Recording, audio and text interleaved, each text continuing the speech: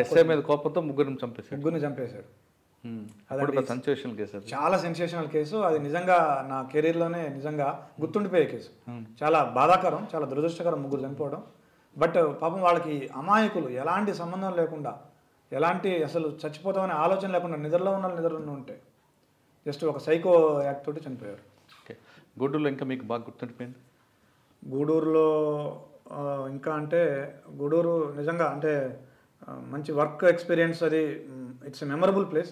People are good, people are friendly. ఇప్పటికీ నాతోటి చాలామంది టచ్లో ఉంటారు. దే విల్ మంచిగా మాట్లాడుతుంటారు. ఇంకోటి ఏంటంటే ఇప్పుడు తిరుపతి పోతే ఖచ్చితంగా అక్కడ వెళ్ళి ఫ్రెండ్స్ని కలిసి వస్తూ ఉంటాం ఆన్ ది వే కాబట్టి. So I have some good memories with Gudur. Okay. Gudur తర్వాత మామ్నూరుకి వచ్చాను. Mamnoor sub division, Warangal urban జిల్లా. వరంగల్ అర్బన్ జిల్లాలో మామ్నూరు సబ్ డివిజన్కి వచ్చాను. అక్కడే ఉందండి మీ మెమరీ? అక్కడ దాదాపుగా ఒక 2 ఏళ్ళు పనిచేశాను. అది స్టేట్ డివైడ్ అయ్యే టైం 2013 మే నుంచి 2014 నవంబర్ వరకు చేశాను. ఆ టైంలో చిన్న సబ్ డివిజన్, బేసిక్గా 8 పోలీస్ స్టేషన్స్ ఉండేవి. అర్బన్ వరంగల్, మనకి అప్పుడే వరంగల్కి పొలిమేర పోలీస్ స్టేషన్స్, గీసుకొండ కానివ్వండి, సంగెం కానివ్వండి, వర్ధనపేట కానివ్వండి, మామనూరు, ఇట్లాంటివన్నీ ఉండేవి. సో అక్కడ ఆ టైంలో ఎలక్షన్స్ వచ్చినాయి. Assembly elections, parliament elections, local body elections, వీటన్నిటిని కూడా సక్సెస్ఫుల్గా ఎలాంటి ఇబ్బంది లేకుండా కూడా కంప్లీట్ చేయడం జరిగింది. అప్పుడు వెంకటేశ్వరరావు గారు ఎస్పీ ఉండేవారు, వెంకటేశ్వరరావు గారు. సో అక్కడ ఎలాంటి ఇబ్బంది లేకుండా చేసుకోవడం జరిగింది. తర్వాత ఖమ్మమా? ఆ తర్వాత దాదాపు ఒక 10 నెలల పాటు ఐఎస్డబ్ల్యూలో ఉన్నాను, సీఎం సెక్యూరిటీ గ్రూప్లో ఉన్నాను. ఆ తర్వాత అక్కడి నుంచి ఖమ్మం వెళ్ళాను. ఖమ్మం రూరల్? ఖమ్మం అంటే నేను వెళ్ళినప్పుడు ఖమ్మం డిఎస్పీ అండి. అది I was the last Khammam DSP, deputy superintendent of police. అప్పటికి ఇంకా కమిషనరేట్ కాలేదు ఖమ్మం. ఖమ్మం జిల్లాగానే ఉండేది. ఖమ్మం జిల్లాలో ఖమ్మం డిఎస్పీగా వెళ్ళాను, ఖమ్మం డిఎస్పీ. దెన్ ఆ తర్వాత ఖమ్మం టౌన్ ఏసీపీగా, రూరల్ ఏసీపీగా డివైడ్ అయింది. అది సార్, ఖమ్మంలో ఎక్కువ రౌడిజం ఉంటుంది. మీరు రౌడిజం కంట్రోల్ చేయడానికి ఏం చేశారు? రెండోది, పబ్లిక్తో ఎక్కువ ఇంటరాక్ట్ అవ్వాలి, రోజు పబ్లిక్తో మీటింగ్ పెట్టుకోవడం అనేది మీ రికార్డు చూపిస్తుంది. దాని వెనక ఉద్దేశం ఏంటి? నెంబర్ 2. నెంబర్ 3, అక్కడ 2 ఉన్నారు పులులు. ఆ 2 పులుల మధ్యన విభేదాలు ఉంటాయి. ఆ 2 పులులను కంట్రోల్ చేయడం ఏ విధంగా చేస్తారండి? పొలిటికల్ పులులు ఒకటండి. ఇప్పుడు ఖమ్మంలో రౌడీయిజం అనేది అంటే ఎనీ అర్బన్ ఏరియాలో ఇప్పుడు ఎక్కడైనా కానీ, ఇప్పుడు మీకు ల్యాండ్ వాల్యూస్ ఎక్కువ ఉన్న దగ్గర కానివ్వండి, లేదంటే అర్బన్ కంగ్లమరేషన్ కానివ్వండి, రౌడీయిజం అనేది వీళ్ళు ఎందుకంటే స్వార్థంతో వాళ్ళు మేము ఏదో కొద్దిగా బెదిరించి ఫైనాన్షియల్ బెనిఫిట్ పొందాలని వాళ్ళు ట్రై చేస్తుంటారు. సో ఎప్పుడైతే మనం ఇంపార్షియల్గా ఉండి క్విక్గా, ఇప్పుడు మన దగ్గరికి ఎవరైనా ప్రాబ్లంతో వచ్చే వాళ్ళకి మనం లీగల్గా మనం జస్టిస్ చేయగలుగుతామో అప్పుడు ప్రజలకి మన మీద నమ్మకం వస్తుంది. సో ప్రజలకు మన మీద నమ్మకం వచ్చినప్పుడు వాళ్ళు అప్పుడు రౌడీల దగ్గరికి పోవడం తగ్గిపోతుంది. నెంబర్ 1. నెంబర్ 2 ఏంటంటే రౌడీలకు కూడా మనం we have to instil some fear in them. మనం పోలీసు ఊరుకోరు. మనం కానీ ఎవరైనా ల్యాండ్ కబ్జా చేసినా కానీ, ఎవరి మీద దౌర్జన్యం చేసినా కానీ, లేదా ఆడపిల్లల్ని వేధించినా కానీ పోలీసు ఊరుకోరు, మన మీద యాక్షన్ తీసుకుంటారు, మన మీద రౌడీ షీట్ ఓపెన్ చేస్తారు అనేది కనుక ఆ రౌడీల్లో మనం ఆ భయం ఇన్స్టిల్ చేయగలిగినప్పుడు తప్పకుండా వాళ్ళు కంట్రోల్లో ఉంటారు. దానికి మనం రెగ్యులర్గా కౌన్సిలింగ్ చేయడం, ఎవరైనా వాళ్ళ పరిధిని దాటి ప్రవర్తించినప్పుడు వాళ్ళకి మనం పోలీస్ మార్క్ ట్రీట్మెంట్ ఇవ్వడం, వాళ్ళ మీద ఎఫ్ఐఆర్లు చేయడం, రౌడీ షీట్ ఓపెన్ చేయడం, అవసరమైతే పీడీ యాక్ట్ చేయడం, అట్లాంటివి బాగా చేసాము. దాంతో రౌడీయిజం చాలా వరకు నేను ఉన్నంతకాలం కూడా ఎవరు కూడా రౌడీయిజం తోటి కంప్లైంట్ చేయడం కానీ, లేదా రౌడీయిజం ఉందని చెప్పడం కానీ జరగలేదు. అదొకటి జరగలేదు. రెండోది, మీరు అన్నట్టు పబ్లిక్ సంబంధించి I always interact with public. ఎందుకంటే ఎస్పెషల్లీ ఖమ్మం జిల్లా చాలా చైతన్యవంతమైన జిల్లా. ఎందుకంటే ఫస్ట్ నుంచి కమ్యూనిస్టుల ప్రాబల్యం ఉన్న జిల్లా. ప్రజలు కూడా చాలా చైతన్యవంతంగా ఉంటారు, వాళ్ళు ఎడ్యుకేటెడ్ ఉంటారు, వాళ్ళ రైట్స్ ఏంటో వాళ్ళకి తెలుసు. ఐపీసీ, సిఆర్పిసి గురించి నార్మల్ పర్సన్ కూడా మాట్లాడతారు.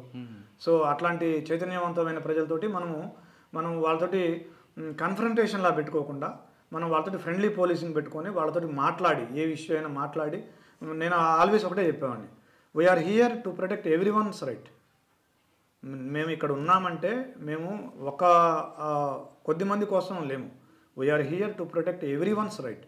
ప్రతి ఒక రిక్షా పుల్లర్ నుంచి, ఒక బెగ్గర్ నుంచి మొదలు పెట్టుకుంటే కోటీశ్వరుడి వరకు, ఒక ఇండస్ట్రియలిస్ట్ వరకు అందరూ మాకు సమానమే. అందరి రైట్స్ని మేము కాపాడడం కోసం ఉన్నాము.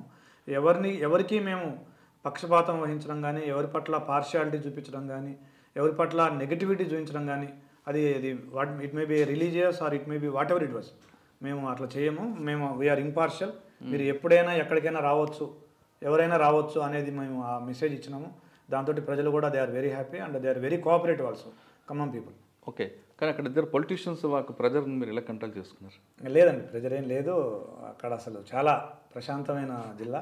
అసలు I never felt any pressure they. Sir, ఖమ్మంలో క్రైమ్ సంబంధించి చెప్పండి. ఒకటి ఖమ్మంలో క్రైమ్కి సంబంధించండి, ఒకటి కిలా ఏరియాలో మాకు తరచుగా ఈ కిలా ఏరియా అంటే కాలేజ్ స్టూడెంట్స్ కపుల్స్ వెళ్ళేవాళ్ళు, maybe friends, maybe lovers, that's their right.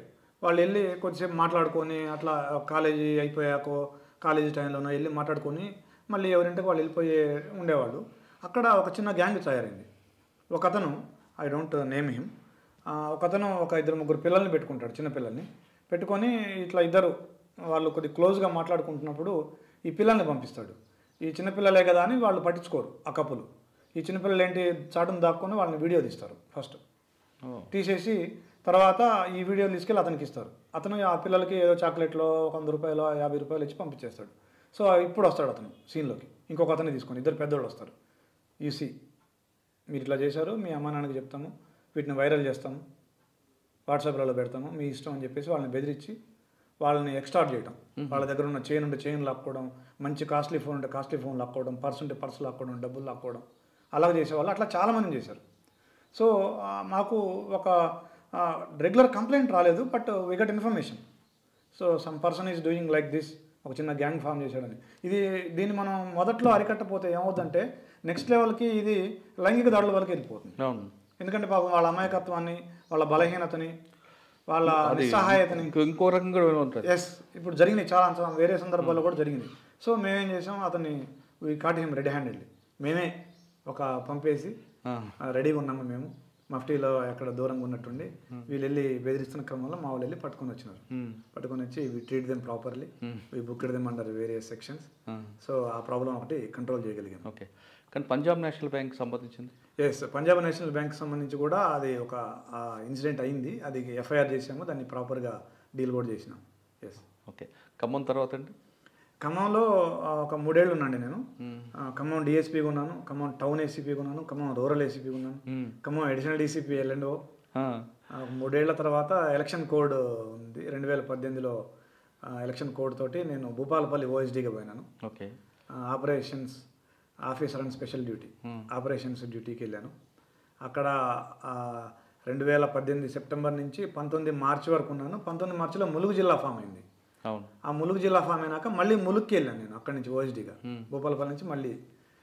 అయితే అక్కడ భూపాలపల్లిలో ఉన్న టైంలో ఎలక్షన్స్ వచ్చాయి. Assembly elections, parliament elections, local body elections, all elections. ఎక్కడ ఎట్లాంటి మావోయిస్ట్ ఇన్సిడెంట్ లేకుండా, ఒక చిన్న సింగిల్ ఇన్సిడెంట్ కూడా లేకుండా we are able to do it successfully. Okay, Mulugu తర్వాత? ములుగులో దాదాపుగా ఒక 1.5 year ఉన్నాను నేను. 19 మార్చి నుంచి 20 సెప్టెంబర్ అక్టోబర్ వరకు ఉన్నాను. అక్కడ నుంచి జగిత్యాల అడిషనల్ ఎస్పీగా వచ్చాను. ఓకే సార్, ములుగులో మీకు ఒకప్పుడు బాగా ఎఫెక్ట్ అయ్యారు. గౌందరపేట అవ్వచ్చు, మన పసరా పొల్యూషన్ బ్లాస్ట్ కూడా జరిగింది. ఎస్. ఆ బెట్ట మీద మీకు పవర్ ఏంటండి? మీ మార్క్ ఏం చూపించారు? ఎస్, మేము యాక్చువల్గా we treat it as a multi pronged strategy. మావోయిజానికి సంబంధించి దాన్ని కేవలం లా అండ్ ఆర్డర్ ఇష్యూనే కాకుండా మేము పబ్లిక్ తోటి ఇంటరాక్ట్ అవ్వడం, తర్వాత కమ్యూనిటీ పోలీసింగ్ చేయడం, తర్వాత ఇన్ఫర్మేషన్ సిస్టమ్ డెవలప్ చేసుకోవడం, ఇట్లా వేరియస్ ఆస్పెక్ట్స్ ద్వారా దాన్ని మేము డీల్ చేయడం జరిగింది. సో అక్కడ కూడా ములుగులో కూడా మేమున్న టైంలో దాదాపు ఆ 1.5 yearలో కూడా ఎప్పుడు కూడా ఎలాంటి మేజర్ ఇన్సిడెంట్ మావోయిస్ట్ పరంగా జరగలేదు. అదే సమయంలో ప్రజలు కూడా అప్పుడే కరోనా వచ్చింది.